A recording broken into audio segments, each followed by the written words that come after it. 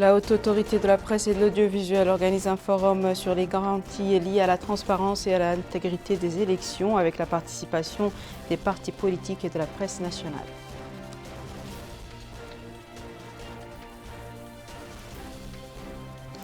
La région de Nouakchott tient une réunion du comité de pilotage du plan de mobilité urbaine durable de la ville de Nouakchott dans le but de préparer le plan et l'adaptation et l'expansion urbaine de la capitale. Les partis politiques intensifient leurs activités de propagande durant les derniers jours de la campagne électorale et les candidats poursuivent leurs efforts de mobilisation et de sensibilisation pour gagner la confiance des électeurs.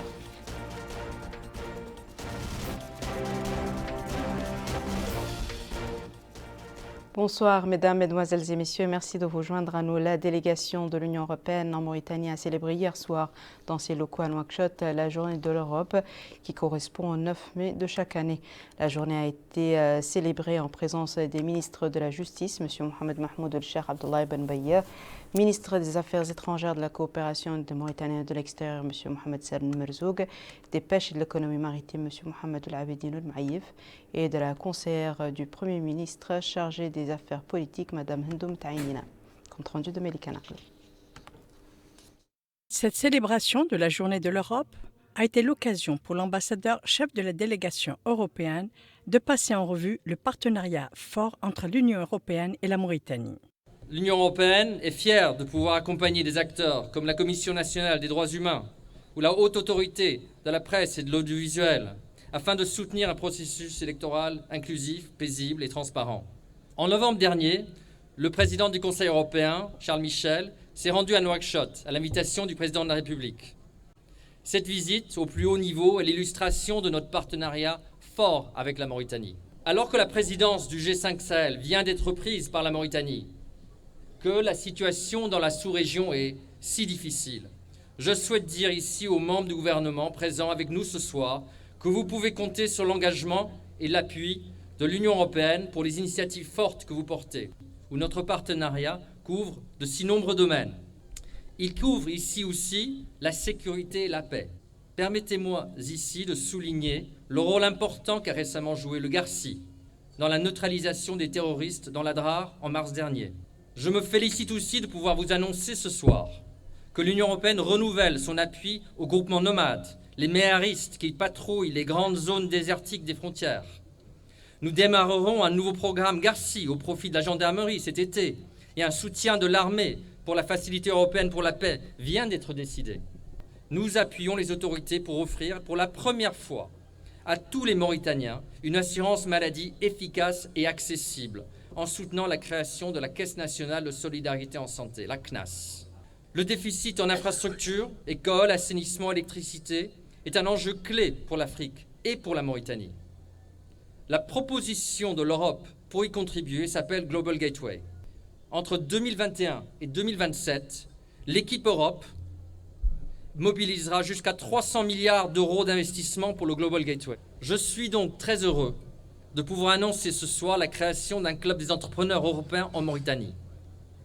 Je me réjouis aussi de la mise en place par la Banque européenne d'investissement de lignes de crédit importantes pour financer des petites et moyennes entreprises basées en Mauritanie, avec une priorité pour celles dirigées par des femmes et des jeunes. La célébration dans les jardins de l'Union européenne du 9 mai de chaque année représente la date anniversaire de la Journée de l'Europe qui commémore le début de la construction communautaire en 1950. La Haute Autorité de la Presse et de l'Audiovisuel a organisé ce matin à Nouakchott un forum sur les garanties liées à la transparence et à l'intégrité des élections. Les représentants des partis politiques, de la société civile et de la presse nationale participent à ce forum. Amina Mtakhlil. Intégrité des élections. Voici le thème sous lequel la Haute Autorité de Presse et de l'Audiovisuel APA a organisé, en collaboration avec le Programme des Nations Unies pour le développement, un atelier de formation profitant aux journalistes, membres de la société civile et responsables des médias. Lors de son mot d'ouverture de l'atelier, le président de la Haute Autorité de Presse et de l'Audiovisuel, Dr Hussein Ould-Maddou, a indiqué que les exposés prévus aborderont les mécanismes les plus appropriés et les plus simples destinés à l'organisation des élections et au renforcement de la confiance placée dans le processus électoral, ainsi que les voies et moyens de faire face à la désinformation résultant des fake news, ainsi que le rôle joué par le dialogue sociopolitique et son impact sur le renforcement de la gouvernance démocratique et politique. Les exposés présentés par des experts en la matière, poursuit Dr Hussein Ould-Maddou, aborderont le processus électoral dans tous ses aspects, notamment la mobilisation et la sensibilisation, ainsi que l'exercice de la citoyenneté. Nous sommes tous, conclut le président de la APA, des acteurs principaux devant contribuer à la réussite de ce processus. L'intégrité des élections, c'est aussi la protection des droits et le partage équitable de l'information et des ressources publiques. Aussi, convient-il de rappeler que la liberté d'expression et l'accès à l'information est essentiel pour consolider les bases d'une démocratie. C'est donc à la faveur d'une information équitable, équilibrée, que seront non seulement vulgarisées, mais appropriées les règles et les procédures qui régissent les élections que vous organisez. Un colloque important qui permettra d'éclairer les acteurs principaux de la scène médiatique nationale sur le processus électoral en général. Dans le cadre de cette heureuse initiative prise par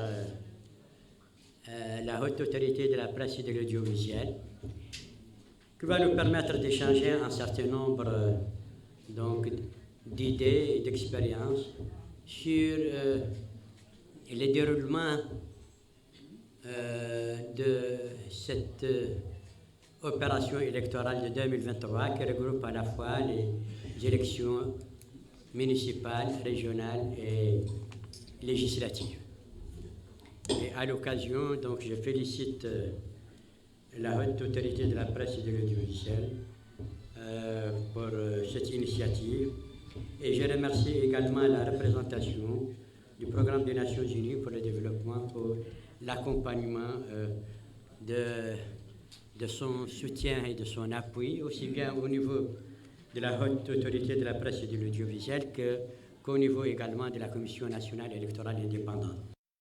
L'organisation de cette initiative qui permettra l'échange autour de l'expérience électorale mauritanienne et qui permettra, au-delà des élections, d'identifier les lacunes afin de les combler par la suite.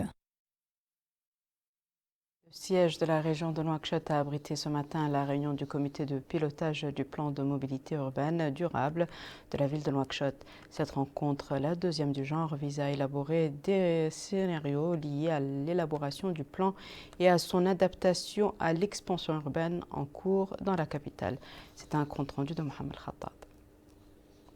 Il s'agit de la présentation du plan de mobilité urbaine durable de la ville de Nouakchott qui s'inscrit dans le cadre du projet appui à la région de Nouakchott pour le développement durable et résilient et équitable visant à améliorer les conditions de vie de la population, notamment dans les quartiers périphériques et leur intégration à travers des actions touchant les secteurs du transport urbain et de l'éclairage public.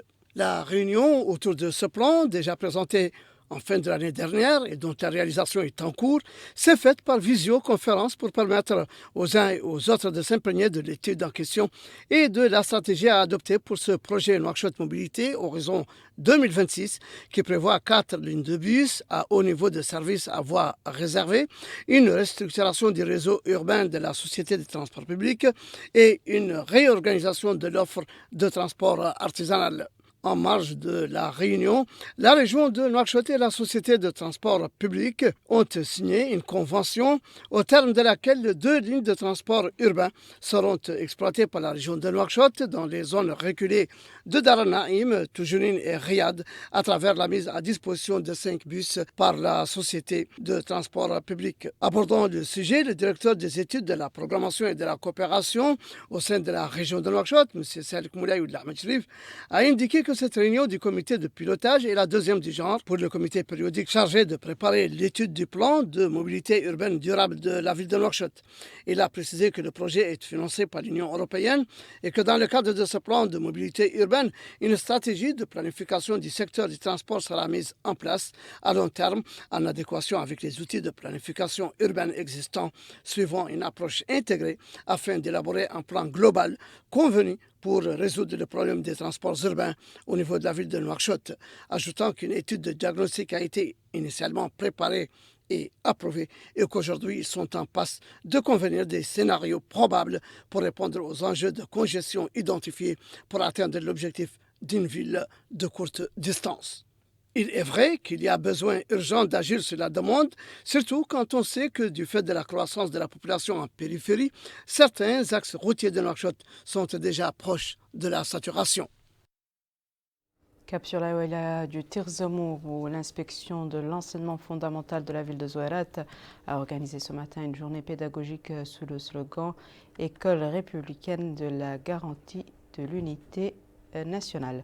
Parmi les activités de cette journée pédagogique à laquelle ont participé les écoles figurait la mise en l'honneur de plusieurs acteurs du domaine éducatif. Bokar Baylaba. C'est dans un climat empreint de joie et de fête que s'est déroulée la journée pédagogique organisée par l'inspection départementale de l'éducation nationale à Zouérat. Une journée placée sous le thème « L'école républicaine est la garante de l'unité nationale ». La cérémonie a été rehaussée par la présence des autorités administratives, du staff pédagogique, des parents d'élèves et bien entendu des élèves représentant les établissements de la Muqata'a. En d'autres termes, une assistance venue en masse pour magnifier cette journée dont l'élève est à son centre. D'ailleurs, les élèves ont présenté des poésies qui évoquent le rôle des enseignants, de l'arithmétique, entre autres. Et à cette occasion, le wali du Tirzamour, Mohamed El Mokhtar Ould Abdi, a souligné l'importance de cette journée pédagogique centrée sur la vision de l'école républicaine. Et il a en outre loué la mise en œuvre de cette manifestation, saluant par la même occasion l'ensemble des entités ayant participé dans l'organisation de cette journée pédagogique. À son tour, l'inspecteur de l'enseignement de base de la Muqata'a de Zouérat, Ahmedour Mohamed El Mokhtar, a souligné que cette journée revêt une importance particulière car elle offre l'opportunité de partager la vision, les grandes orientations et les acquis enregistrés par l'école républicaine. De son côté, le président de l'association des parents d'élèves de la Muqata'a de Zouérat, Samba Ndiaye, a loué l'organisation de cette journée pédagogique, notant que les associations de parents d'élèves sont soucieuses de suivre le rythme de l'école républicaine. Et au terme de la cérémonie, un certain nombre d'acteurs du domaine éducatif et des élèves ont été honorés à travers des attestations pour leurs efforts et résultats probants durant l'année scolaire. En somme, cette journée pédagogique a permis aux élèves de se sentir heureux et encouragés pour fournir plus d'efforts dans leur scolarité.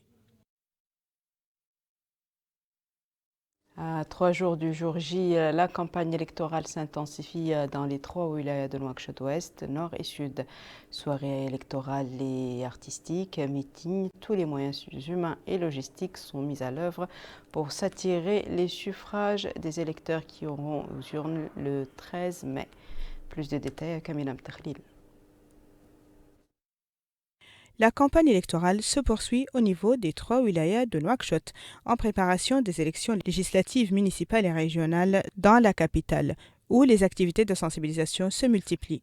Le parti INSAF a organisé à Théaret une soirée musicale à laquelle ont assisté les membres du bureau de coordination de la Muqata'a, certains candidats aux élections, en plus des partisans du parti.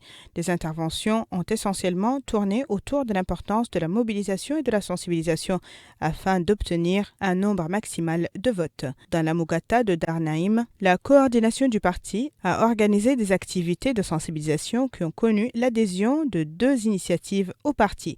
Les intervenants lors de ces 2 soirées ont insisté sur l'importance de conduire les électeurs au bureau de vote et de les sensibiliser sur la nécessité de voter pour les candidats du parti INSAF. Dans la Muqata'a de Toujounine, un regroupement de personnes handicapées a également rejoint le parti INSAF. Là aussi, les intervenants ont exhorté les électeurs à voter correctement pour que leur voix soit comptée et éviter les votes nuls. Pour appuyer les choix de son parti, le parti Hirak a organisé un meeting populaire dans la commune de Tayaret en présence de ses leaders militants et adhérents. Là aussi, les intervenants ont exhorté les partisans du parti à se rendre massivement, d'abord au bureau de la campagne se trouvant dans les différentes Muqata'a, ensuite au bureau de vote pour voter pour les candidats de leur choix. L'ambiance festive et de compétition a caractérisé ces derniers jours de la campagne électorale. Dans la wilaya de Nouakchott Sud, le parti Front républicain pour l'Union et la démocratie a organisé une soirée politique et musicale qui a connu la participation des candidats du parti où les discours de ces candidats ont porté essentiellement sur le contenu des programmes électoraux. Ils se sont également engagés à mettre en œuvre toutes les promesses présentées aux électeurs, dont notamment le rapprochement du service public des citoyens. Avec des numéros musicaux et de Medih Nabawi Sharif, le Parti national pour les droits et la construction des générations a organisé cette soirée qui a été l'occasion pour les électeurs d'écouter de près les programmes électoraux présentés par les différents candidats. Ces derniers se sont engagés à appuyer les populations au niveau des instances législatives et à faire entendre la voix du peuple au niveau du Parlement. Dans la Muqata'a du Ksar, le parti UDP a organisé une soirée culturelle et politique visant à appuyer les candidats du parti qui ont appelé tous leurs partisans à voter massivement pour les listes choisies par le parti et pour toutes les personnes y figurant sans aucune exception. Ils ont insisté sur la nécessité de faire du vote du 13 mai courant une priorité. Dans la Muqata'a de Tevraghzena, le parti INSAF a organisé une soirée politique ayant réuni les membres du bureau de coordination de la Muqata'a, des partisans du parti. La coordination des femmes du parti a exhorté les citoyens à voter pour les candidats du parti et ses différentes listes afin de poursuivre la mise en œuvre du programme du président de la République visant à élever le défi au niveau national et local. Toujours dans la même Muqata'a, le parti Sawab a organisé un meeting qui a été l'occasion pour les candidats de présenter leurs programmes électoraux pour ces élections législatives municipales et régionales. Les intervenants ont appelé leurs partisans à voter massivement pour les choix de leur parti qu'ils ont considérés comme étant le meilleur moyen de renforcer la cohésion sociale et l'unité nationale. Toujours dans la Muqata'a de Tevraghzena, le Rassemblement des forces démocratiques a organisé une soirée électorale en présence du candidat du parti et ses leaders politiques. Intervenant lors de cette soirée, les leaders du parti ont promis de changer le visage de la capitale Nouakchott en général et de la Muqata'a de Tevraghzena en particulier, si jamais ils parvenaient à avoir la confiance des électeurs. Et ils se sont également engagés à promouvoir les infrastructures de la ville et à améliorer les conditions de vie des citoyens. Également, la Muqata'a de Sabra a connu l'organisation d'une soirée politique en présence des membres du bureau de coordination du parti INSAF. Cette activité a connu plusieurs interventions ayant demandé aux habitants de Sabra de voter pour les listes du parti afin d'améliorer le futur de la Muqata'a, surtout en ce qui concerne l'accès aux services publics de base tels que l'éducation, la santé et l'assainissement. Qu'en est-il de la campagne électorale à l'intérieur du pays et plus particulièrement à Foumlegleïta, Kaïdi, Aleg et Bogué, où les partis politiques mènent les bouchées doubles pour s'attirer les voix des électeurs? Élément de réponse avec Mohamed Khattab toujours. Ici à Foumlegleïta, la campagne électorale pour les élections municipales, législatives et régionales du 13 mai courant se déroule dans une ambiance marquée par une concurrence positive entre les différents partis politiques qui intensifient la mobilisation de leurs troupes, comme c'est le cas là pour le parti Alliance nationale démocratique, qui fait une large diffusion des programmes de ses candidats y évoquant les questions sociales et économiques pouvant séduire les indispensables électeurs, notamment l'eau, l'école, la santé, les routes, la propriété, l'agriculture, etc. Au sortir de ces longues soirées de campagne, émaillées de musique, les citoyens semblent satisfaits du climat paisible et responsable dans lequel se déroule la campagne, affirmant n'avoir constaté aucune anomalie et souhaitant bonne chance aux différents candidats. Là, à Kayedi, et plus précisément dans le quartier Getague, c'est le parti Al-Insaf qui a organisé un meeting électoral auquel a assisté le coordinateur régional entouré des candidats en lice, appelant, en plus des militants et sympathisants du parti, les indécis et autres électeurs de la ville à voter massivement pour les listes du parti Al-Insaf le samedi prochain, 13 mai, date du scrutin. L'autre meeting du parti Al-Insaf s'est déroulé dans le quartier de Graibat où un groupe de ses militants a mobilisé les populations qu'il a appelées à voter massivement pour les 6 listes candidates du parti. L'occasion pour le coordinateur régional d'insister sur l'importance de ces échéances électorales, invitant les masses populaires à accorder leur confiance aux candidats désignés par le parti Al-Insaf pour construire ensemble un avenir meilleur. Là, à Bogué, la campagne électorale a été marquée par une forte affluence des populations venues de presque partout dans les sites des partis en compétition, renvoyant à l'image d'une ville bien vivante, plongée dans la dernière ligne droite de la campagne. Il est vrai que la commune de Bogué est la plus prisée, pas moins de 31 listes s'y frottent et s'y affrontent.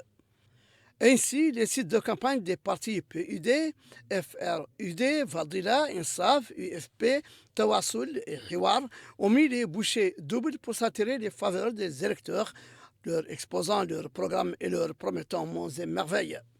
Ici, à Alleg, la fièvre électorale ne retombe pas, marquée par des soirées musicales pour attirer le plus grand nombre des partis Sawab et Al-Insaf, proposant dans une saine émulation politique leurs idées et leurs ambitieux programmes de développement, tout en jurant qu'une fois élus au Parlement, à la mairie ou au Conseil régional, ils vont les exécuter et même faire mieux.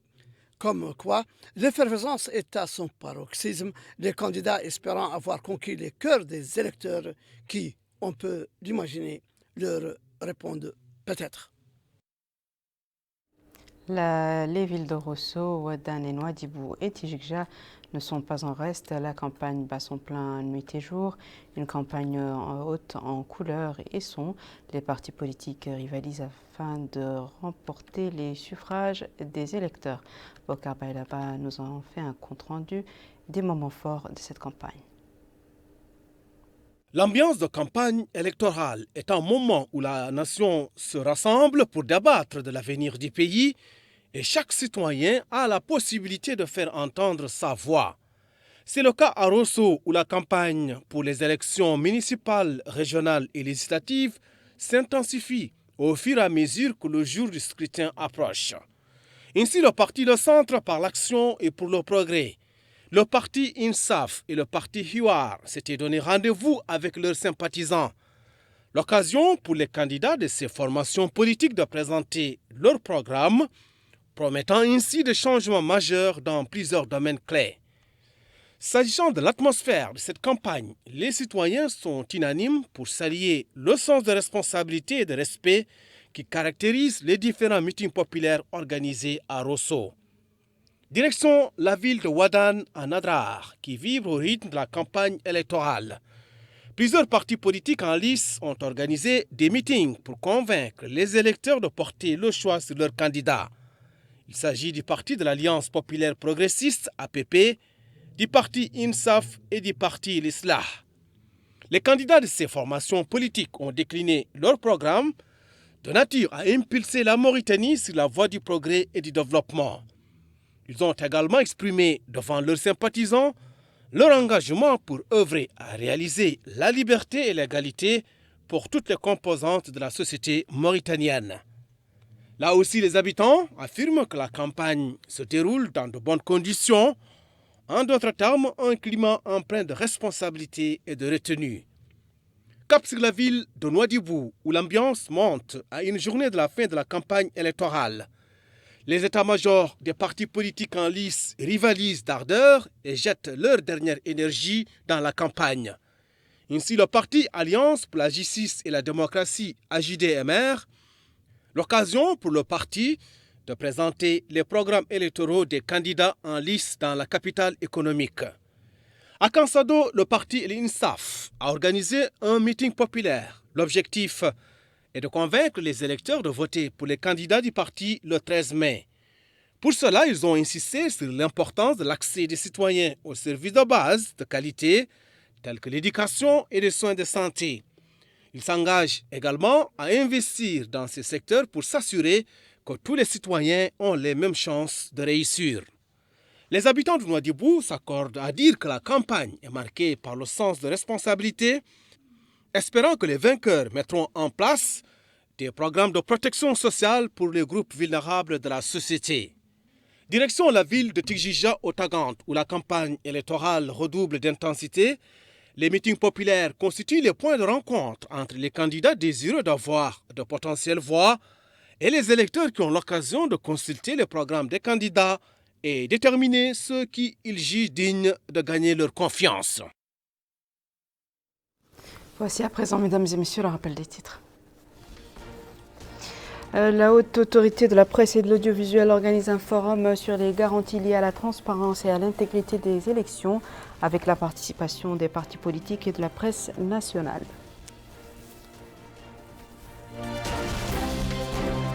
La région de Nouakchott tient une réunion du comité de pilotage du plan de mobilité urbaine durable de la ville de Nouakchott dans le but de préparer le plan et de l'adapter à l'expansion urbaine de la capitale. Les partis politiques intensifient leurs activités de propagande durant les derniers jours de la campagne électorale et les candidats poursuivent leurs efforts de mobilisation et de sensibilisation pour gagner la confiance des électeurs.